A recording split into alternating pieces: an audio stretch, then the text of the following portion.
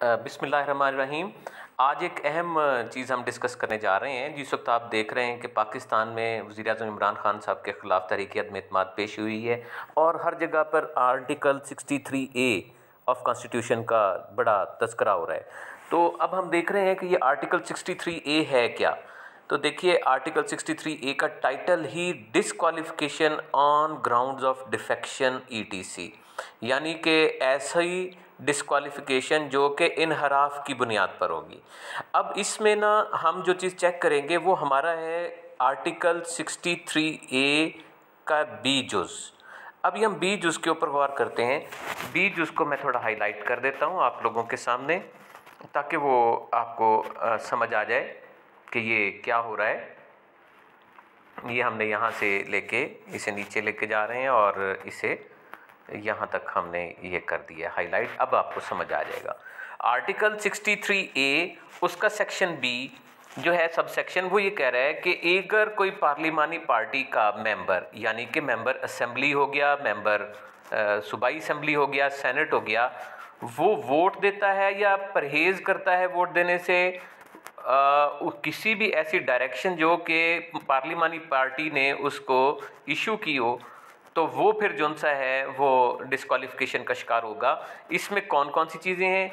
अगर वो prime minister के इलेक्शन या चीफ मिनिस्टर के इलेक्शन में अपनी पार्टी के इनहराफ करता है, अगर वो वोट देता है अदम एतमाद या कॉन्फिडेंस का वोट, इस किस्म की जो सी कोई तहरीक आती है, इसमें अपनी पार्लिमानी पार्टी की जारी करदा हदायत के ख़िलाफ़ चलता है।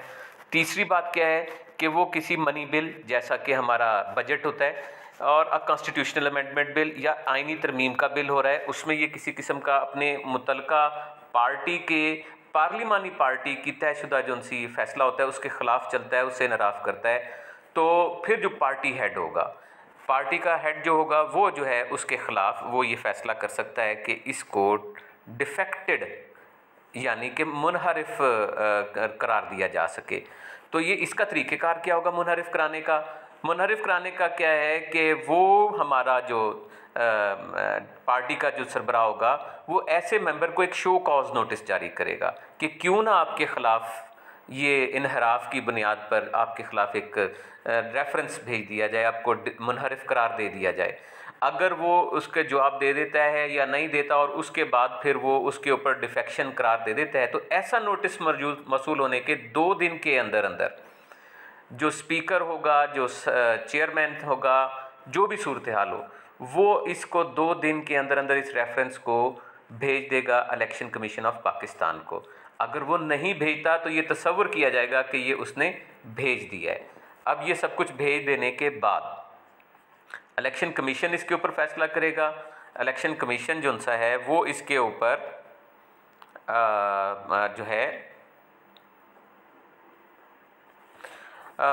इसको कंफर्म कर देगा और कंफर्म करके जनाब वो भेज देगा इसकी डिस्क्वालिफिकेशन करार दे के, और वो सीट खाली करार दे देगा। तो अब यहाँ पर अभी एक चीज़ हासिल है कि इसके ख़िलाफ़ सुप्रीम कोर्ट में रिट दायर की जा सकती है ऐसे किसी फ़ैसले के ख़िलाफ़ जो शख्स इससे मुतासर हुआ हो। कोई भी मुतासरा फ़रीक अदालत में जा सकता है।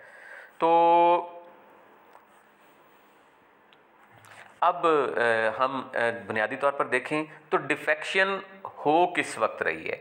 डिफेक्शन उस वक्त हो रही है जब कोई वोटिंग का प्रोसेस मुकम्मल हो गया, उसमें एक रुकने असेंबली या रुकने पार्लियामेंट ने अपनी पार्टी की तयशुदा हदायत के ख़िलाफ़ जाकर वोट दिया, या पार्टी ने जो फैसला किया कि आप वोट देंगे और उसने वोट देने से इज्तनाब किया।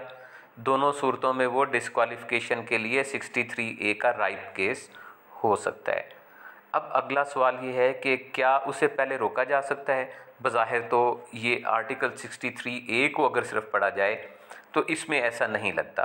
आर्टिकल 63A को जब सब सेक्शंस को देखा जाएगा तो ये बात नज़र आती है कि सिर्फ इलेक्शन में या इस किस्म की vote of confidence, no confidence, money bill, इनके अंदर अगर वो पार्टी के ख़िलाफ़ वोट कास्ट कर देता है या पार्टी डिसीजन के ख़िलाफ़ वोट कास्ट करने से इज्तनाब करता है, वोट कास्ट नहीं करता उसकी हदायत के मुताबिक, अगर उसने हदायत दी है कि आप ये वोट कास्ट करोगे, वो नहीं करता तो उसको डिस्क्वालीफाई किया जा सकता है।